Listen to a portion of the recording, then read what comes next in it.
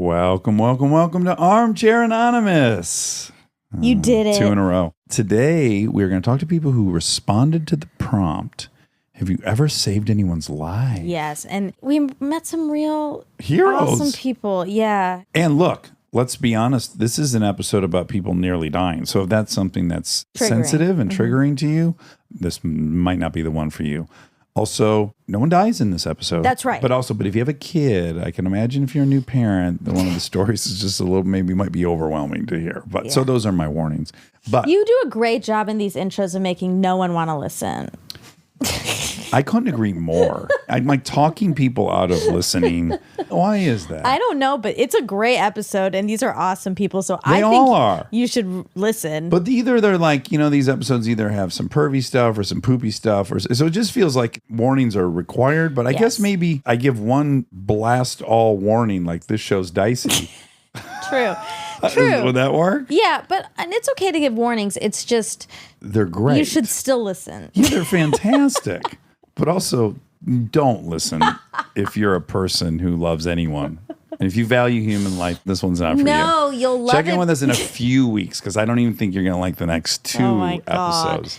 So let's touch base around Thanksgiving. If you love humans, you'll really like this, because there's some exemplary ones. Really good job with the word exemplary. Please enjoy Armchair Anonymous. Hard times come and go. Good times, take them slow.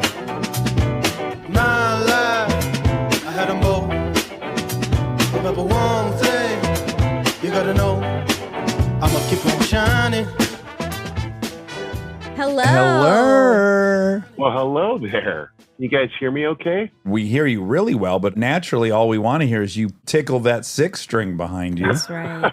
Yeah, that's my curated background. Oh. So you saved someone's life, maybe multiple lives we don't know yet. There could be lives I've saved that I don't know about, too. That's right. I'll just say right off the bat here, too, this was a group effort. This happened 16 years ago. My 2 really good buddies, John and Ron. Already great. Already perfect. Yeah. And you learned to never refer to them as Ron and John, because then you think Ron John Surf Shop, That's right? Is that accurate? Exactly. If you go like my 2 buddies, Ron John, you're like, ew, what? Yeah, they were getting really into off-roading. They've been wanting to take me out. And finally, I was like, all right, let's go out. Are we talking trail riding, rock crawling, high-speed desert racing Sand style? dunes. What kind? Mostly off-road trails, but my friend John had a Wrangler TJ, and so he was getting into some rock climbing and stuff like that. But this particular weekend, we decided to bring the kids. So we decided to all go out together. We had 2 vehicles. This is like about 60 miles north of Phoenix. We're going through this canyon. There's a little stream we have to go through. The Suburban had some trouble. The axle broke. Uh-oh. We're out there for a while trying to figure out what to do. Had to leave it. Got to come back and get it later. So Ron and his son pile into the Wrangler. It's a 4-seater. Yeah, there's 6 of us in this Wrangler. So Ron and I are in the back holding on to the roll bars. There's so many little serendipitous things about this scenario that every time we recall it, we're like, if that wouldn't happen, it's so sim, like you guys would say, right? Yeah. So we come around this bend, and Ron and I have a pretty good view because we're up a little higher than everybody else. And there's a very steep incline down about 300 feet. Oh, we see a car down there. It's not honestly that strange to see cars abandoned out in the desert. You yourselves had already ditched a Suburban. Exactly. Yeah. I think I even made a joke. I was like, man, I hope someday I could get an old beater and put a cement block on the thing and run it off. It'd just be fun to watch, right? Yeah, sure. So we kind of keep moving on the road. And then John, who was driving, just hit the brakes. And he's like, something's weird about this one. So we get out of the car, and we noticed on the road that there's tire marks going off, and it goes right down to that car. And we're also noticing it's very shiny. It hasn't been out there long. We decide we're going to go check it out. However, it's 300 feet down. I got my little 8-year-old with me. My buddy Ron was the one that was like, I got this. He starts scaling down this 300-foot thing. About halfway down, he's like, here's a purse. Oh. Yeah. He found a driver's license. He's finding all these things. Yeah. The car rolled down that hill and shit was flying all out of it. Was the car upside down? It actually was on its wheels, but the grill was facing us. Okay. Mm-hmm. As he's getting closer, he says, there's a body. Oh. And he has the ID. So he starts calling out the name that he's reading on the ID to the body. And all of a sudden, she opens her eyes. Oh. He's like, she's alive. She's alive. She's alive. You know, this is back in 2006. My friends who are super smart, they have a GPS device. John, he was just like, log the coordinates. Boom, boom, boom, boom. We had cell phones, but we couldn't get signal. We yelled down to Ron, we're going to drive down the road and try to get signal and call the authorities and get some water. The girls are getting a little freaked out too at this point. Yeah, so, you're managing the kids. Ugh. Yeah, we did find a house. The guy was luckily home. He let us use the phone, gave us a case of water. We called 911. We gave him the coordinates. So we go back and John decides to stuff as many water bottles as he can in his pants and pockets and scale down.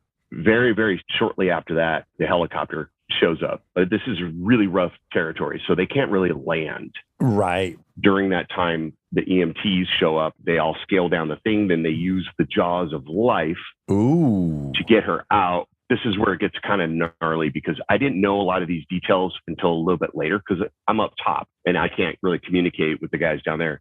So she was pinned. By the way, it was a Toyota Sienna minivan. So if you ever really want to save car. Peculiar off-road vehicle to be out on the trails with. Exactly. She was pinned between the driver's seat and the driver door. And she was on the side and her arm was hanging out the window.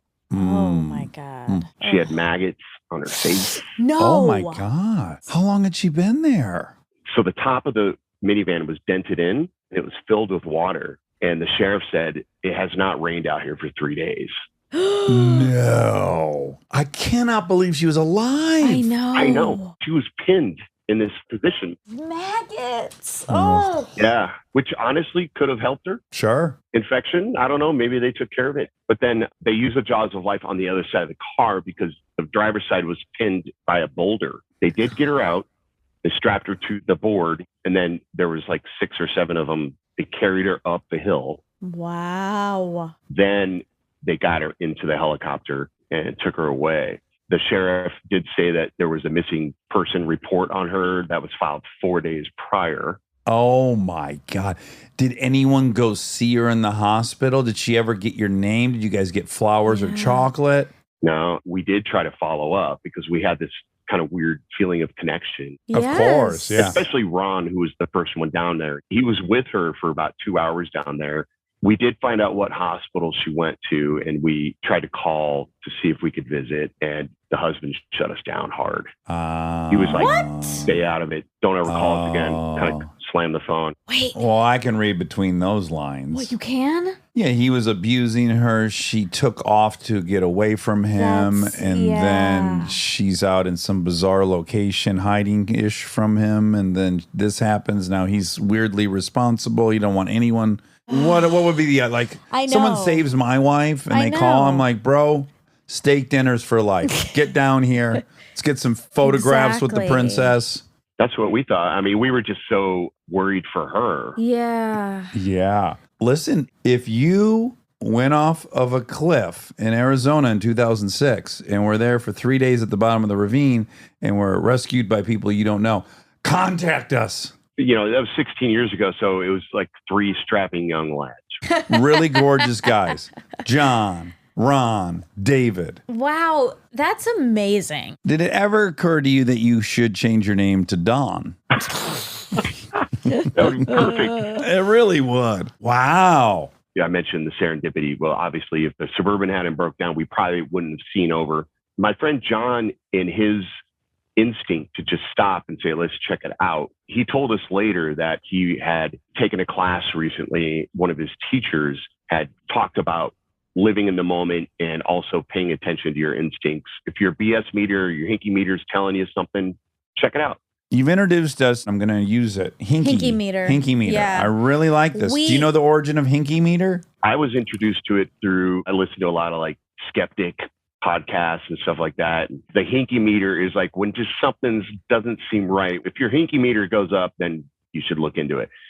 But that experience really changed all of us because John could have just kept driving. And she was out there for 3 days. So guess what? Everybody else just kept driving too. Yeah. Well, or they didn't see, again, like you said, you being higher up. They didn't see it. Allowed you guys to see. Oof. Wow. After that was all done, we just drove out and went to Denny's. Got some grand Sounds slams. About right. And we were just so quiet the whole time. We're like, wow. I'm sure your kids will remember that whole experience for the rest of their lives. That's about as exciting as it gets. Absolutely. No, we've talked about it many times. They just saw it as like a really amazing experience. They didn't get too scarred by it. It wasn't super traumatic for them.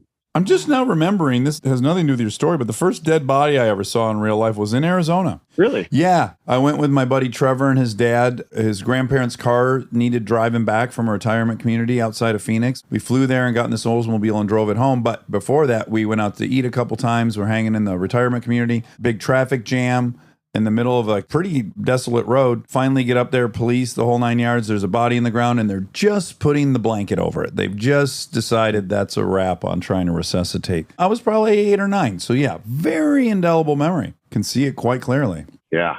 Well, David, that was a harrowing story, and I'm glad, boy, you pray if you're in a pickle like that, people just take the time. Good for you. And Ron and John. Yeah, but Ron's the guy. You tell Ron we tip our hats to him. Also, Suburban's a great vehicle. I hope he didn't give up on it. Yeah, they did go retrieve it from the desert a couple days later. That's a whole other story. Sure. Well, David, great meeting you. Thanks for telling us that story. Appreciate it. Really nice to meet you guys. Thank you so much. All right. Take care, brother. Bye. Hello. Hi. Hi. You're in the medical field? I am a nurse at Boulder Medical Center. I work at the OBGYN clinic. That's in Colorado? Yeah, it's in Boulder, Colorado. Are we allowed to use your real name? Yeah, I go by Liv, though.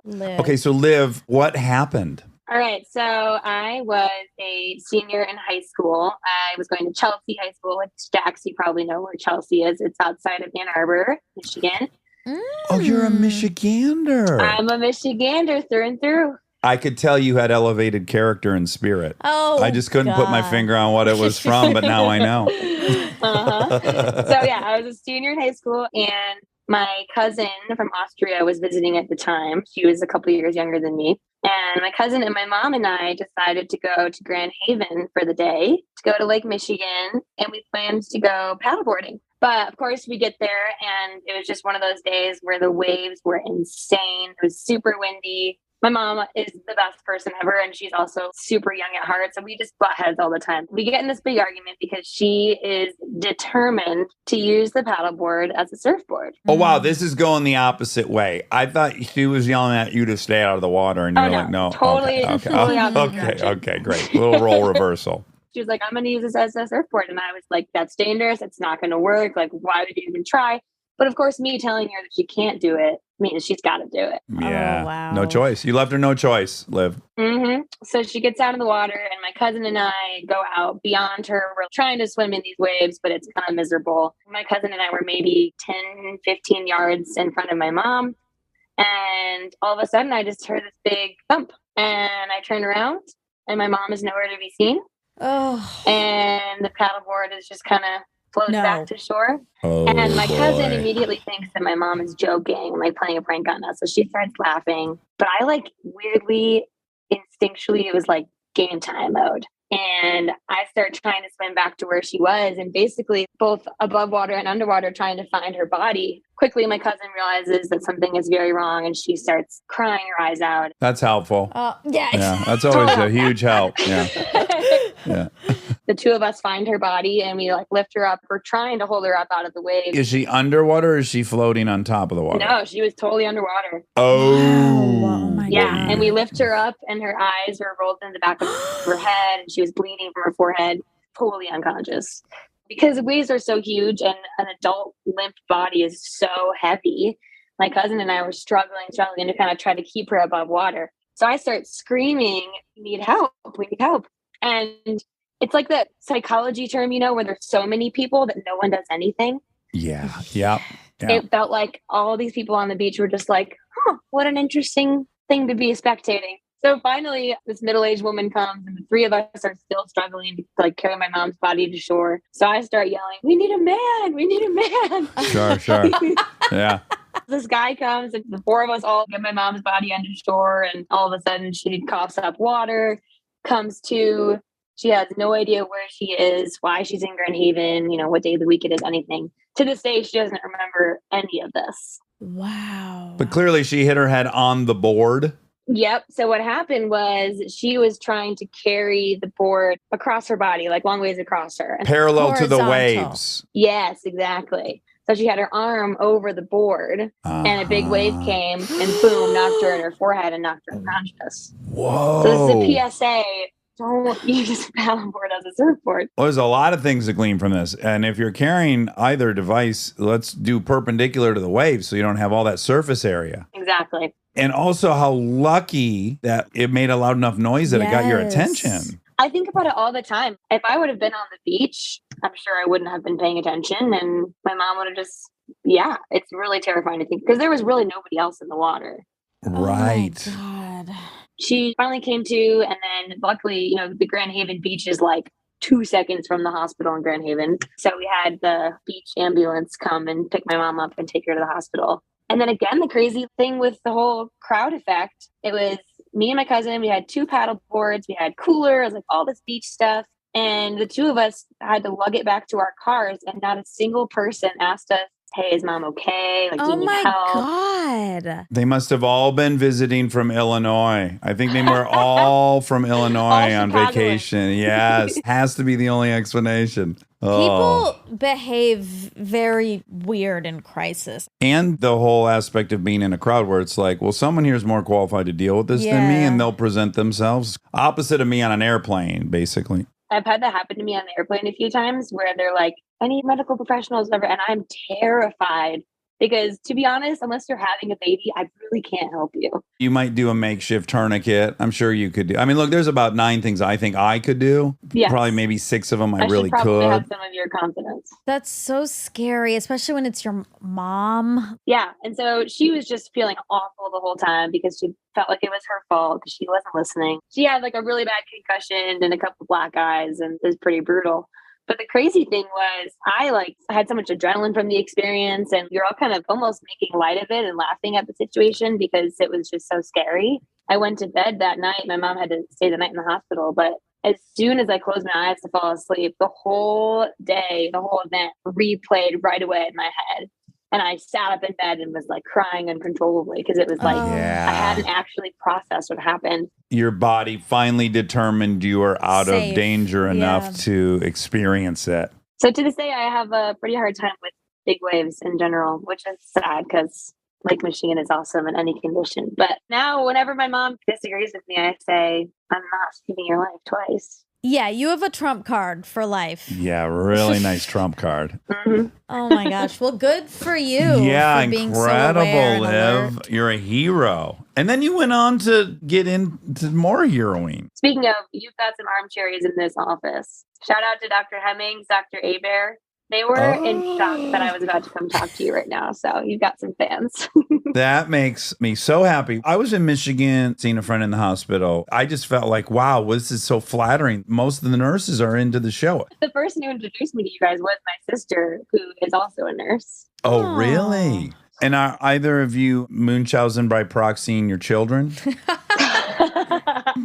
Neither of us have children yet, so okay. Well, keep us updated. Yeah, that seems don't to be rule it out. Yeah, okay. Very high percentage of Munchausen by proxy's mothers were nurses and Armcherries. Yeah. Well, Liv, so nice to meet you. Thanks for telling us that story. Yeah, likewise. This was awesome. Well, we adore you and we appreciate you. And please tell all your coworkers we say hi and we appreciate them. I'll pass it along. Bye, guys. Bye.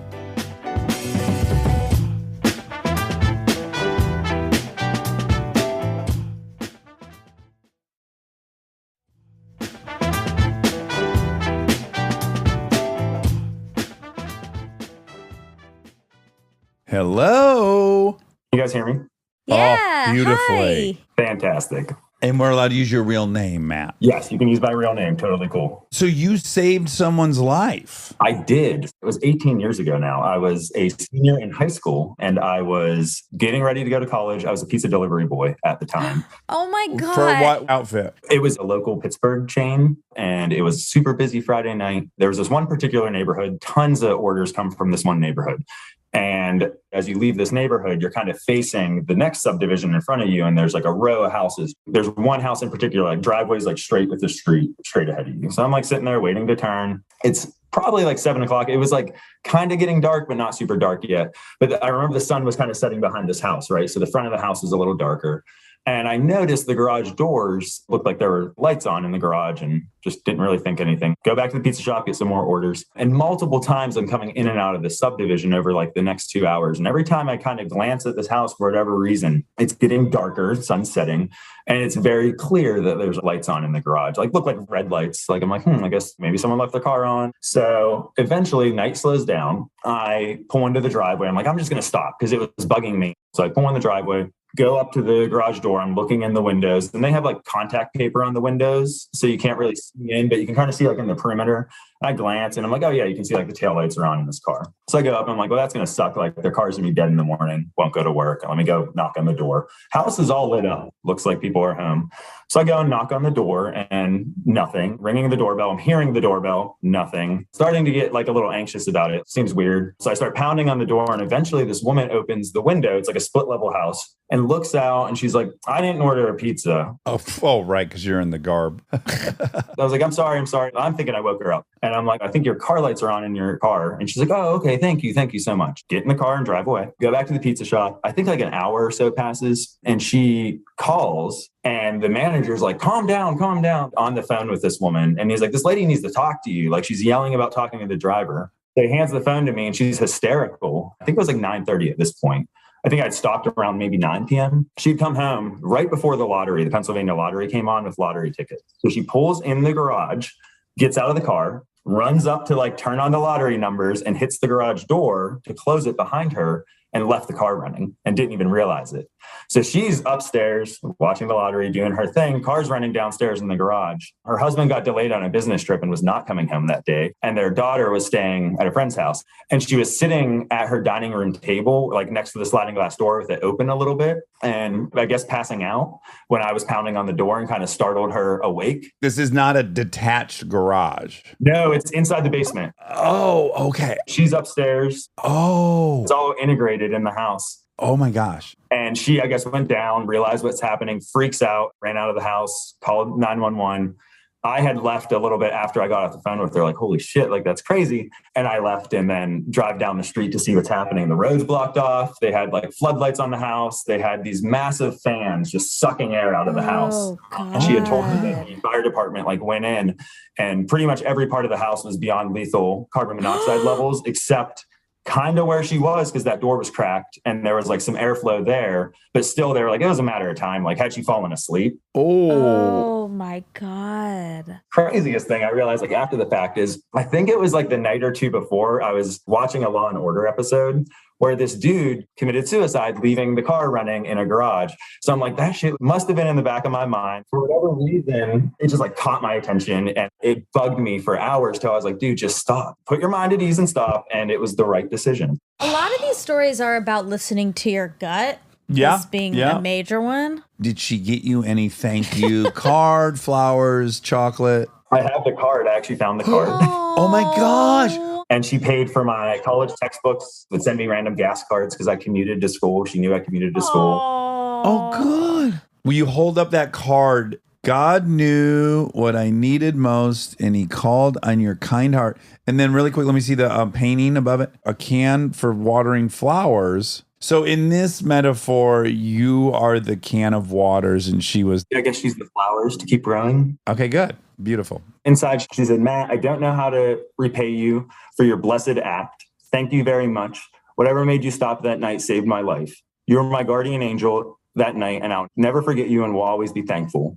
I hope we stay in touch. I would like to know how you're doing at school and if I can do anything to help you. Thank you again and again and again. Please use this money for your books and some gas, and of course, have some fun. Love you. Oh, Oh, that is so sweet. We were in touch for several years after the fact. And then I moved to Virginia, graduated college, and, kind of lost touch. But wow. Cool story. Very, very cool story. My wife loves you guys. Is it cool if I have her come in to say hi? Yes, of course. And she's the reason we own a Chrysler Pacifica because of you. Hello. Hi. Hello. You're the owner of a Pacifica? Yes. Do you love it? I love it. Thanks for chatting God. and thanks for saving that woman's life. Yes. Yeah, thank you for giving me the opportunity to tell the story. Well, enjoy that Pacifica. I hope you got black on black on black. We went with white. My last one was white and I loved it. It's nice. Well, thank you all. All right. Take care, you guys. Bye. Okay, you want to hear my story? Yeah. I was still living in Santa Monica, but I was on TV, and I know this because I was driving a car that GM had lent me. So I'm driving home from Hollywood. I had gone out, right? But I was sober. And I'm coming back, and I'm coming down Fairfax, your old neighborhood. Uh-huh. And I'm taking it to the 10, and I'm going to get on the 10 going west to Santa Monica. And it's late at night. It's 1 a.m. There's barely any cars out.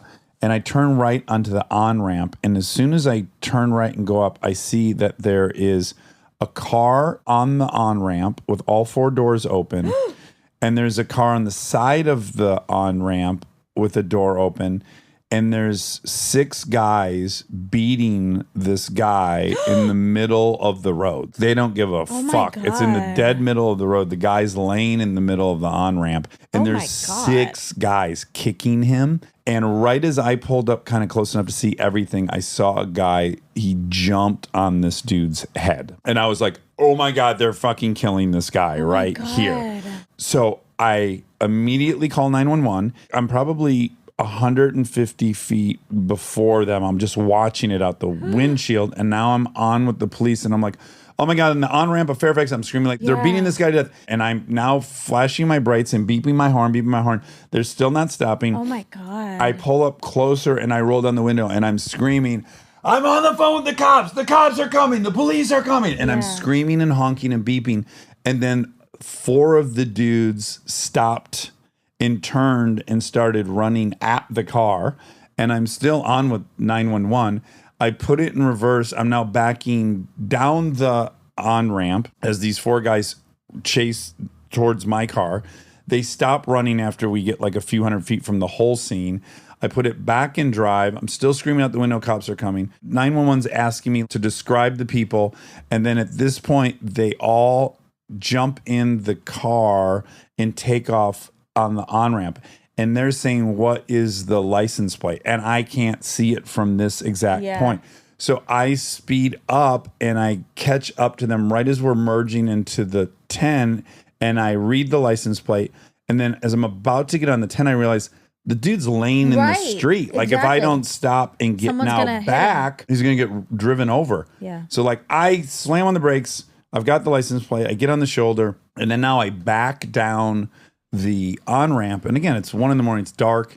And as I'm getting close to where he was, I'm getting nervous. I'm going to drive over him. And it's dark and I'm looking. And then I don't see him. And now he's not there. What? First of all, I couldn't believe the person could have gotten up. But somehow he now was gone. And then they say, try to find him. And he needs medical attention. I drive back out onto Fairfax. And then I pull up to the corner and I ask these 3 dudes that are sitting there, did you see a guy walk by? And they go, yeah, he's over there. And he walked into this little yard behind the gas station and then just fell over and was sitting in there. And then right about that time, cops started arriving and then they dealt with the whole scene. But I do think if I had not intervened, there's no way that guy wouldn't have got beaten to death. They were jumping on his head. God. It was fucking gnarly. That's scary. That's also for a time you call 911. Oh, yeah. Andrea's here. Okay. Hello. Hi, guys. How's it going? Wonderful. Are we allowed to use your birth name of Andrea?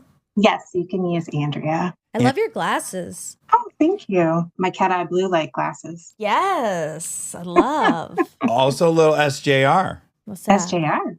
Sally Jesse Raphael. Oh my God. Someone that I work with told me the exact same thing. Yeah. You got your SJRs on. You look so kind and nice. Thank you. And yet you saved someone's life. I did. Tell what us happened? The story. Okay. It was when I was in college. So I was asked to babysit for a family at the beach. We went to the Outer Banks of North Carolina, and they were renting like a large beach house with 2 other families, and there was going to be about 6 kids. They said, hey, why don't you come down, hang out with the kids during the day? You know, if we want to go out to dinner or anything special at night, you can hang out with the kids. They said, bring your boyfriend, we'll pay you. And I was like, okay, I'm coming.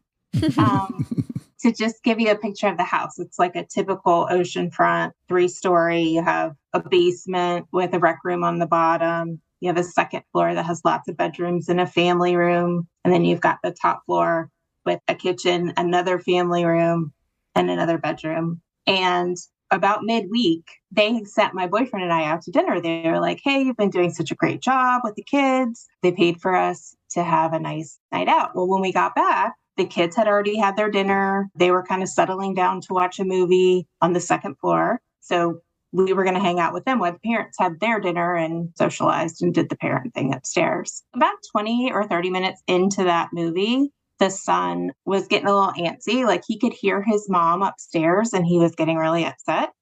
And so I tried to calm him down. What age did you say he was? He was 3. 3. Okay. He just wasn't having any of it because he could hear his mom. So I walked over to the bottom of the staircase. I yelled up to the mom, hey, he's really upset. He can hear you. He wants to hang out with you. Is it okay if he comes up for a little bit? And she was like, yes, sure. Send him on up. So up the stairs he went. And then I sat there for a minute. I watched him walk out. I waited about 60 seconds and I said, do you have him? And she said, yep, we got him. Everything's good. Because big house, lots of doors, there's a pool. Literally everything that could go wrong. Yeah, exactly. So I come back to the couch. I sit down. I'm watching the movie. About 10 minutes goes by. I stand up. I go down the hallway to the restroom. And it's when I'm coming back from the restroom, the couch kind of sits up against this large bank of doors that you could see out onto the deck in the pool. And so I was about to sit down when out of the corner of my eye, I caught something. So I walked over to the door a little bit, and that's what I realized. It was the top of his head in the deep end of the pool. No. Literally the next 5 minutes are very unclear because immediately adrenaline, panic. I started screaming, he's in the pool, he's in the pool. I feel like I reached into that pool, grabbed him out with one arm. It's like what you hear about, like all this adrenaline when people experience these traumatic experiences. I grabbed him, I looked down, and his lips were blue and his face was turning blue. Oh my God. God. I thought he was gone. It was then that I went to set him down to start CPR. And as soon as I laid him down, he vomited water everywhere. Then he started coughing really bad. And by then, because I'm hysterical, all the adults had come out down the exterior staircase, which is exactly the path that he had taken down to the pool. Oh my God. He had gone out the sliding doors upstairs and come down and got in the pool. His mom grabbed him from me at that point, and I literally just collapsed. Do you remember, though, any wave of relief when he threw up the water? Yeah, definitely. But in the days that followed, there was all kinds of emotions, really. It was happy that I had been there, happy I caught his head out of the corner of my eye. The chances of you like leaving the bathroom at that moment, like all of it. Yeah. Literally 30 to 60 more seconds, and he probably wouldn't have made it. And having those feelings and being happy that I was there, but then also angry because what were you people doing? Like if something had happened to him, I would have had to live with that. It started creeping back in, I think, when I had my own children. I bet. They learned to swim very young. A very good friend, this happened to her and she found her kid and she resuscitated her kid. But I want to say she had like 5 months of deep, deep depression over the notion that it almost happened on her watch. And by the way, it would be impossible to watch your kids all day long, every single day. They're going to be out of your sight all the time. Some things are going to happen, whether you're a fantastic parent or a terrible one, you know, and the terrible ones get lucky a lot. Yeah, absolutely no hard feelings for them later, just in the moment. Of course. Woo! Oh my God, thank God you were there. What a great babysitter. That's the babysitter you want. Yeah. Every time I would see his father after that, he would burst into tears just because he was just so overcome. I mean, it's a sweet family. Well, I hope that boy knows that he owes his life to you, and I hope he comes over and trims your hedges and stuff as a mild thank you. How old are your kids? 14 and 9. Oh, dang. Shit's getting real, huh? It's terrible. I can't wait to listen to Armchair Expert when you guys are going through. Oh, my God. Yeah, 2 people in our pod just sent their daughters to junior high, and already there's been a drama. A huge social situation that was a bummer for everyone. It started immediately. You just want to get them through 6th through 8th alive.